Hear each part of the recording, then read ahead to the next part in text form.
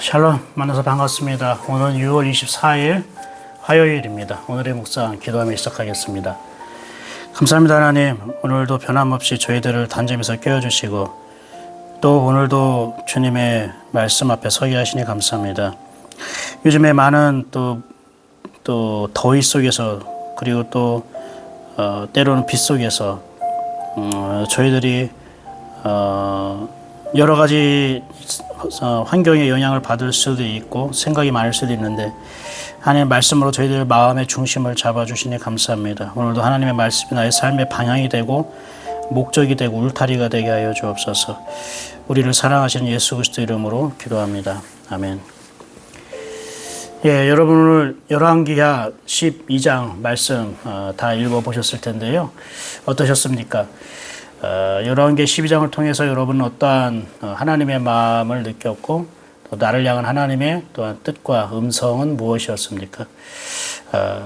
열왕기하는 그 요아스 왕이 백성들을 향해 또 하나님을 향해 어떠한 신앙의 어떤 모습을 보였는지 또 그가 신앙의 개혁을 위해서 한 일이 무엇인가를 보여주는 그런 내용들이 있습니다. 첫 번째 요아스는 하나님 보시기에 정말로 정직하게 행했던 사람으로 정말로 칭찬받는 왕이 되었음을 우리가 볼 수 있습니다. 2절 볼까요? 요아스는 제사장 여호야다가 그를 교훈하는 모든 날 동안에는 여호와 보시기에 정직히 행하였으되. 근데 이 요아스가요, 몇 년 동안 통치했습니까? 1절 보니까 40년간 통치하니라. 40년간 통치했더라는 거죠. 7살의 왕이 됐단 말이에요. 40년 동안 통치했다면 거의 지금 40년 동안 통치해도 47, 50이 채 되지 않았을 텐데요. 그런데 그가 40년 동안 여호와 보시기에 정직하게 행했던 것은요, 여러 가지 의미가 있습니다. 여러 가지 이유가 있습니다. 한번 아까 2절 봤을 때 제사장 여호야다가 그를 교훈하는 모든 날 동안에는 여호와 보시기에 정직히 행하였다.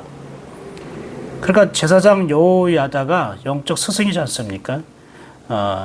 그의 가르침을 받고 지냈다는 거예요. 아니, 어렸을 때에는 당연히 제사장의 어떤 신앙 지도라던가 하나님의 말씀에 양육을 받는 건 당연하죠. 근데 이제 왕이 된 후에도요, 이 여호야다는 제사장의 가르침을 계속 받았다는 거예요. 여호야다가 그를 교훈하는 날 동안에는 이 교훈이 그냥 인간으로서 어떻게 살아야 되는지 그런 걸 가르치는 어떠한 교훈이 아니라 하나님의 말씀으로 가르치는 거예요. 다스리는 거예요. 이 교훈하다는 말이 원어로 야라라고 하는데 이거는 던진다라는 뜻이고요. 그리고 비가 내리다 할 때도 그런 의미가 있습니다. 쉽게 말하면 그의 마음에 하나님의 뜻, 하나님의 성품을 바로 스며들게 하는 일을 했다는 거예요. 제사장 여호야다가. 사실 여호야다도 어떻게 보면 백성 중에 하나지 않습니까? 왕을 다스리고 지도하고 가르친다는 건 쉽지는 않을 것입니다. 그러나 여호야다는 이전까지 왕들의 모습을 봤을 때에 다들 다윗의 길로 행하지 아니하고 하나님 보시기에 악한 길로 행했던 것들을 봤을 때에 왕에게 정말로 필요한 것은 어떤 정치적인 어떠한 능력이라던가 실력보다 하나님의 뜻을 품고 살아가는 것, 하나님을 생각하며 살아가는 것, 즉 왕이 가장 먼저 영혼이 건강하고 영혼이 살아나야 된다고 깨달았던 것 같아요. 여호야다는 특히 어렸을 때부터 이 요아스라는 왕을 이렇게 보면 계속 양육했잖아요. 갓난아기 때부터 성전에 들어와서 계속 자라나는 걸 보게 되었고 계속 가르쳐 왔단 말입니다. 근데 그 끈을 놓지 않은 거예요. 아무리 왕이라 할지라도 아무리 대단한 권력을 가진 사람이라 할지라도 하나님의 말씀이 필요하거든요. 하나님의 성품이 필요하거든요. 세상 왕이 아니라 바로 하나님의 나라, 하나님의 백성을 다스리는 왕이라면 당연히 하나님이 있어야 되겠죠. 그러니까 요아스는 자기가 다스리는 게 아니라 왕이신 하나님이 실제 자기를 통해 다스린다는 것을 깨달았어요. 누구를 통해요? 여호야다를 통해서요. 그런데요, 저는 이 두 명이 정말 대단하다고 생각해요. 여호야다도 참 멋있고 대단하지만 요아스도 참 겸손하구나, 대단하구나 생각해요. 7살 어린 나이에 왕에 올랐지만 그가 올바르게 성장하고 훌륭한 왕이 될 수 있었다는 것은 하나님의 말씀을 떠나지 않았다는 것이죠. 그리고 제사장의 가르침을 잘 받아들이고 순종했기 때문이라는 거예요. 왕이라는 신분과 권력을 내세우지 않고 하나님 앞에 한 사람으로서 바로 제사장 여호야다 앞에 선 거예요. 왕으로서 선 게 아니라 한 사람으로서, 그러니까 영적으로 도움이 필요한 사람으로서 하나님의 성품이, 하나님의 말씀이, 하나님의 영이 채워져야 할 그런 사람으로서 제사장 앞에 섰다는 것이에요. 40년 동안 그가 유다 나라를 다스렸는데요. 이스라엘 나라를 다스리는 왕 중에 이렇게 40년 동안 나라에 평안을 주고 그리고 하나님 보시기에 정직하게 나라를 다스린 사람은 흔치 않습니다. 그것은 그만큼 하나님이 이 요아스 왕을요 오랫동안 쓰셨다는 것이고요. 그만큼 하나님이 요아스를 아끼셨고 귀하게 여기셨다는 겁니다. 왜요? 하나님 말씀에 반응하고 하나님께 반응하는 왕이기 때문에. 그 하나님께 반응한다는 게 무엇입니까? 자기를 가르치는 영적인 지도자, 영적인 스승 여호야다 앞에 겸손한 마음으로, 순종하는 마음으로 그 가르침을 받아들였거든요. 그리고 여호야다도요, 왕을 자기가 교훈하고 다스린다고 해서 의시되지 않고 우쭐대지 않고 뻗대지 않았어요. 나중에 쭉 읽어보면 되지만 이 요아스 왕이 성전을 수리하는 문제를 가지고 여호야다와 다른 제사장들을 모아놓고 어떤 지시를 내립니다. 근데 그 여호야다가 제사장들에게는 굉장히 좀 불편하고 어쩌면 좀 억울한 측면이 없지 않아 있는 그러한 지시사항이지만 여호야다가 그것 또한 잘 받아들입니다. 여러분이 겸손함이 필요합니다. 겸손함을 잃어버리면 여러분 순종의 자리에 나가지 않고요. 겸손함을 잃어버리잖아요. 그럼 그때부터 내가 하나님 앞에서 알짱거리기 시작해요. 우쭐대기 시작하는 것입니다. 사랑하는 여러분, 이렇게 우리가 왕이라 할지라도 그런 영적인 스승 지도자의 가르침을 받으려고 할 때에 하나님은 요시야를 통해서요, 유다 나라를 40년 동안 가르치고 다스리게 하셨고요. 그리고 그가 하나님 앞에 올바르게 걸을 수 있도록 하나님께 칭찬받고 인정받는 왕이 될 수 있었던 것입니다. 그런데 3절에 이제 이런 말이 있잖아요. 다만 산당들을 제거하지 않았으므로 백성이 여전히 산당에서 제사하며 분향하였더라. 여러분 열왕기서 열왕기를 읽어보면 어떤 정말 하나님 보시기에 정직하고 바르게 행했던 그런 왕들이 한 가지 항상 개혁하지 못한 게 있는데 바로 이 산당을 제거하지 못했다는 거예요. 여러분 산당이 뭘까요? 많이 사람들이 산당하면 그냥 뭐 우상숭배다, 뭐 미신이다 이렇게만 생각하는데 여러분이 이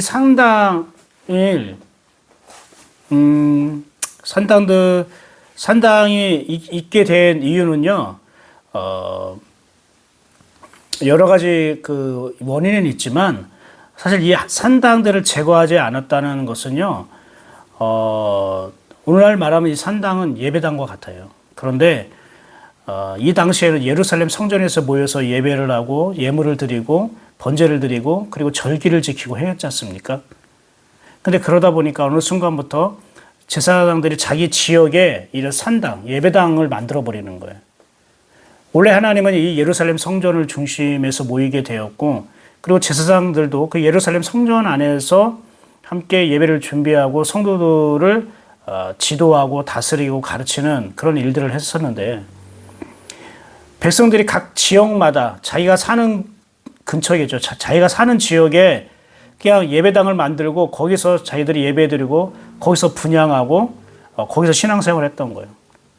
그게 좋은 거 아닌가 할 수 있겠지만 이거는 사실 하나님이 정해놓은 질서, 하나님이 정해놓은 법을 어긴 거였던 거죠. 그 쉽게 말하면 백성들이 산당에서 제사를 드리고 분향을 했다는 거는 신앙의 편의주의를 말하는 거예요. 그리고 신앙의 형식을 찾는 거예요. 아니 뭐 예루살렘 가서 우리가 뭐 제사 드리고 분향하고 예물을 드리고 절기를 지킨 거나 아니 뭐 우리 집 근처에 있는 예배당에 가서 하는 거나 뭐 똑같은 거 아니야? 이거나 저거나 뭐 다 같잖아. 그러니까 신앙을 합리화하고 그리고 신앙의 어떤 편의주의를 추구하는 거예요. 굳이 예루살렘까지 가서 제사 드리고 뭐 번제물을 끌고 가고 시간 낭비고 힘 낭비고 또 고생하고 얼마나 불편해. 우리도 마찬가지잖아요. 많은 사람들이 교회 신앙생활을 되게 편리하게 하고 싶어 하잖아요. 편리주의로. 그 집 가까운 또 큰 교회, 또 작은 교회는 잘 안 가려고 하잖아요. 집에서 가까운 큰 교회를 가려고 하잖아요. 시설 좋고 주차장도 돼 있고 여러 가지 프로그램도 있는 다른 사람 신경 쓰지 않아도 되는 그러니까 뭐 불편하고 귀찮고 뭐 이런 걸 뭔가 자기가 감추고 싶은 어떤 것들이 있는 거예요. 작은 교회는 감추고 싶지 않아요. 다 드러나요. 큰 교회는 자기를 감출 수 있어요. 감춘다는 건 뭐냐면 그 여러분 샤인이라고 하잖아요. 예? 그걸 볼 때는 정말로 건강하지 못한 신앙생활이에요. 교회가 좀 멀면 어떻게 해요? 좀 가기도 좀, 어떻게 해요? 마음도 일어나지 않고, 그죠? 일주일에 한 번 교회 가는 것도 간신히 가고. 근데 뭐 교회가 가까우면 어떻게 해요? 아, 교회가 가까우면 매일 갈 거예요. 매일 뭐 기도하고 싶어. 뭐 새벽 기도도 가고, 뭐 수요 예배도 가고, 철야 기도회도 가고, 매일 가서 봉사도 하고, 청소도 하고, 아, 근데 교회가 머니까 하기 힘드네. 자기 합리화와 자기 신앙의 편의주의에 빠져 있다는 뜻이에요. 산당이 바로 그런 거예요. 저와 여러분 어떻습니까? 물론 교회 가까이 신앙생활, 집이 있고 가까이 있다는 것이 영적으로 도움되고 유익한 게 많이 있어요. 그런데요, 중요한 거는 마음의 문제예요. 하나님을 사랑하는 그러한 밀도, 하나님을 사랑하는 밀도, 그리고 믿음의 분량의 문제지, 뭐 예배드리는 곳이 가깝다, 멀다, 그렇지는 않아요. 제가 아는 분은 원주에 있는 어느 교회를 가는데 지금 대전에서 지금 10년 가까이를 매일 2시간, 매일이 아니죠. 매주마다 2시간씩 원주까지 가서 예배드리는 거예요. 거기 가면 하나님의 임재를 느끼고 또 성도들의 어떠한 교제를 통해서 위로도 받고 은혜도 받고 뭐 그런다는 거예요. 뭐 대전에 여러 가지 얼마나 좋은 그러한 은혜로운 교회가 많이 있겠어요. 근데 자기는 굳이 그렇게 하는 거예요. 그래서 저녁 늦게까지 교제하고 또 은혜 받고 예배 드리고 밤 늦게 다시 대전에 돌아오고. 뭐 지금도 그런 사람들 많아요. 대구에서 서울로 가는 사람도 있고, 뭐 강원도에서 서울로 가는 사람, 어떤 사람도 부산까지 내려가고, 뭐 대구까지 내려가서 예배 드리는 사람. 어떤 열정과 뜨거움과 헌신, 어떤 사명감이 기 전에 그러한 하나님을 사랑하는 밀도 그리고 믿음의 분량의 차이라는 거죠. 그런데 예루살렘에 모여서 예배드리고 분향하고 절기를 지켜야 할 백성들이 귀찮으니까 머니까 자기들이 가까운 곳에 예배당을 만들어 놓은. 그게 산당에는요, 여러분 하나님이 세우신 제사장이 있는 게 아니라 이방 신을 섬기는 이방인 제사장도 그 산당에 있었어요. 그래서 그 산당에는요, 여호와 하나님만을 위한 신앙이 아니라 이방 문화, 이방 생활, 이방의 어떠한 제사, 예배 문화까지 혼합되어 있었다는 거예요. 그러한 영향력을 받고 있었다는 게 그게 바로 산당이에요. 그러면 왜 왕들이, 이 요아스도 왜 산당들을 제거하지 못했을까? 쉽게 말하면은 이런 게 있어요. 백성들이 뭐 예루살렘에서 예배드리는 걸 더 좋아하면은 그렇게 응원해주고 그러한 길을 만들고 그런 제도를 만들어주고 그렇게 하게 할 텐데 지금 백성들이 이미 산당에서 예배하는 걸 더 좋아하는 거예요. 그러니까 백성들이 좋아하니까 섣불리 개혁을 못하는 거예요. 여러분 오늘날 각 나라가 그렇잖아요. 정치인들이 표를 얻기 위해서 어떻게 해요? 백성들이 원하는 거, 백성들이 좋아하는 어떤 정책을 하고, 그렇죠? 백성들이 좋아하고 원하면은 정치인들도 이랬다 저랬다 막 바꾸잖아요. 말도 바꾸고 당도 바꾸고. 왜 그렇습니까? 백성들 어떻게 눈치 보는 거죠. 백성들 표 하나 얻으려고. 그러니까 요아스 왕도 이런 면에 있어서 개혁을 이루지 못했던 거예요. 그러나 이 산당, 이러한 산당을 다 없애지 못했다고 해서 하나님 앞에 어떠한 큰 죄를 지었다던가 그러진 않은 거예요. 이거는 왜냐하면 백성들이 그만큼 강하고 고집이 세고 말을 듣지 않았다는 것을 말하는 거지, 요아스 왕이 개혁의 의지가 없거나 이 백성들의 이러한 신앙의 편의주의, 합리화 이것을 내버려뒀다는 건 아니에요. 요아스도 이거에 대해서는 굉장히 고민이 깊었던 거예요. 그래서 여러분 보면은 요아스가 그 다음에 4절부터 여호와의 성전이 어떻게 오래되면은 보수도 하고 수리도 해야 되잖아요. 그 여호와의 성전을 수리하는 것에 대해서 관심을 갖게 됩니다. 5절 보니까 제사장들이 각각 아는 자에게서 받아들여 성전의 어느 곳이든지 파손된 것을 보든 그것을 수리하라 하였으나 6절 요아스 왕 제23년에 이르도록 제사장들이 성전의 파손한 데를 수리하지 아니하는지라. 왜 이 성전은 예루살렘 성전을 말해요. 왜 이 성전을 수리하도록 했을까요? 백성들이 각각 산당에서 예배드리고 예루살렘 성전에 오지 않다 보니까 이 성전이 어떻게 해요? 점점 오래되고 낡고 그러면은 무너지고 보수해야 될 곳이 필요해서 해야 되는데 그만큼 성전을 수리할 만한 그런 여력이 없었던 거죠. 왜 제사장들이 성전의 파손한 데를 수리하지 못했을까요? 제사장들도 생활을 해야 되잖아요. 먹고 살아야 되잖아요. 그럼 당연히 백성들이 드려지는 헌금으로 생활을 해야 되는데, 그런데 백성들이 하나님이 정하신 그 성전에 예배당에 오지 않고 자기 마음대로 멋대로 가까운 산당에 가가지고 신앙생활을 하고 그러다 보니까 헌금도 드리지 않고 백성들은 편한 거예요. 예루살렘 성전에 가서 헌금을 드리지 않아도 되니까 편한 거예요. 그러나 그만큼 제사장들이나 이 예루살렘 성전에는 헌금이 줄어들게 되는 거예요. 줄어드니까 어떻게 해요? 먼저 제사장들부터 먼저 모여야 될 거 아닙니까? 그러니까 회계 담당자가, 여기 아는 자라고 되어 있지만 5절에 아는 자가 다른 표준 세번역에서는 회계 담당자이라고, 재정을 맡은 사람들이라는 거. 그들이 어떻게 해요?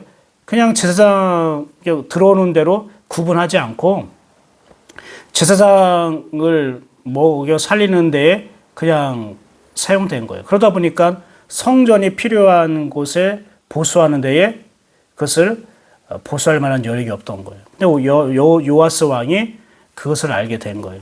그래서 이 부분에 있어서 개혁을 하려고 합니다. 그래서 제사장과 여호야를 다 불러다가 이제 뭐라고 가냐면은 담당 회계자로부터 이것을 받아두지 말고 직접 헌금을 받아서 성전을 수리하는 데 쓰라고 이렇게 얘기를 합니다.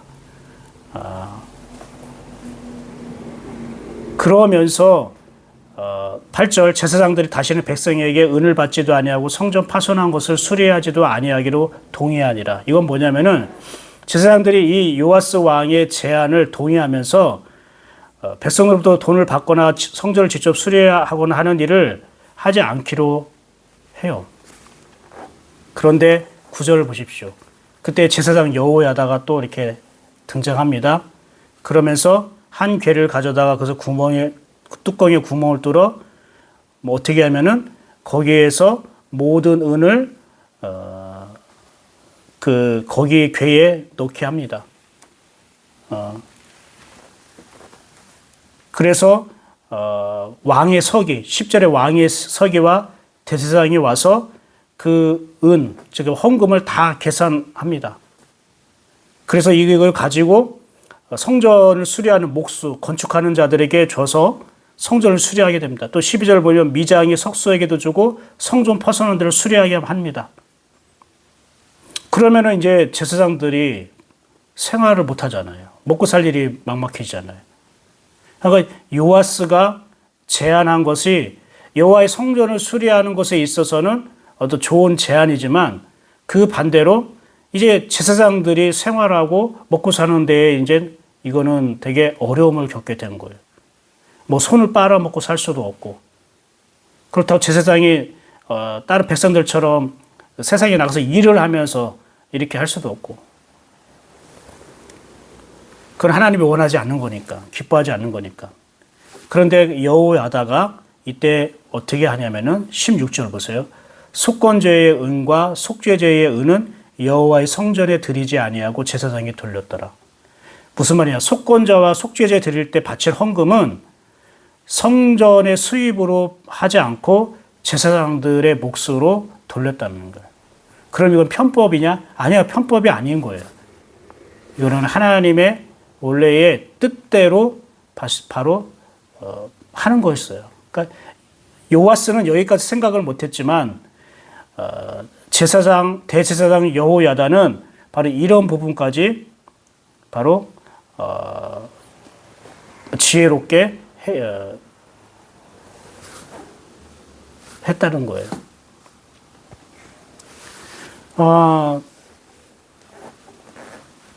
저는 이러한 그 오늘 요아스와 여호야다 이 두 사람이 유다의 지도자로서, 하나는 나라를 다스리는 왕이고 하나는 영적인 어떤 지도자지만 이 두 지도자가 있다는 게 참 축복이구나, 참 감사한 일이구나 라는 생각이 듭니다. 사랑하는 여러분, 오늘 말씀을 좀 마무리하도록 하겠습니다. 요아스는 굉장히 불행했죠. 불우했죠. 부모 형제 다 잃어버리고 암살당하고 갓난아기 때에 그냥 유모랑 같이 여호와의 성전에 들어가 살기 시작했는데, 그때 여호야다라는 정말 하나님이 준비한 믿음이 있고 성령으로 충만한 제사장을 만나서 어렸을 때 교육을 받아요. 그리고 자기가 왕이 되었다고 의시되지 않고 자기가 왕으로 있는 동안에, 즉 죽을 때까지 여호야다의 영적 지도를 받아요. 수업을 받는다고요. 우리도 마찬가지예요. 우리가 영적인 지도 교훈은요, 내가 뭐 집사 직분 받고 권사 직분 받고 장로 직분 받았다고 해서 끝나는 게 아니라 평생 우리는 영적 지도를 받아야 된다는 거예요. 하나님으로 채워져야 된다는 거예요. 하나님과 아름다운 관계를 맺어야 된다는 거예요. 꼭 뭐 교회에서의 어떤 제자 훈련이나 성경 공부 이런 걸 말하는 게 아니라 요시야는 자기의 영적 지도자로부터 늘 하나님의 것을 공급받았다는 거예요. 그것 때문에 왕으로서 하나님 보시기에 정직히 행할 수 있었던 거예요. 그러한 겸손함이 우리에게도 필요합니다. 여러분도 끊임없이 영적인 그런 지도자로부터 하나님 것을 공급받는데 사모하십시오. 여러분이 좀 은혜를 받고 은사를 받고 뭐 귀한 어떤 묵상을 하고 뭐 능력이 있고 사람들이 내 믿음과 신앙을 알아주고 한다고 해서 여러분에게 영적인 지도와 교훈이 필요하지 않는 건 아니에요. 영적인 지도는 졸업이 없습니다. 수료가 없습니다. 자격증도 없습니다. 요시야 왕처럼 내가 어느 위치에 있던, 어떤 신분이 있던, 어떤 힘이 있던, 뭐 돈이 많이 있던, 사업이 잘 되던, 여러분 내가 알짱 가리지 말고 지도자도 뭐 영적 지도자도 뭐 사람이지 뭐 별거야 가볍게 생각하지 말고 귀하게 존중하게 여기면서 그 영적 지도자로부터 오는 하나님의 말씀, 또 하나님의 마음, 그리고 하나님의 말씀, 그리고 하나님의 그러한 성령의 어떤 임재하심, 그것을 다 끊임없이 공급받도록 여러분이 겸손한 그 마음으로, 그리고 그것을 공급받으시고 늘 순종하는 마음으로 여러분 하나님 앞에 서십시오. 그럼 하나님은 여러분을 오랫동안 아끼고 오랫동안 쓰고 싶어 할 겁니다. 얘는 정말로 겸손해, 겸허해. 얘는 죽을 때까지 가르침을 받으려고 했고 하나님으로도 공급받으려고 했고 그래서 내가 얘는 정말로 나 보기에 정말로 정직한 거야. 올바르게 살고 있어. 이렇게 칭찬받는 성도들 되었으면 좋겠습니다.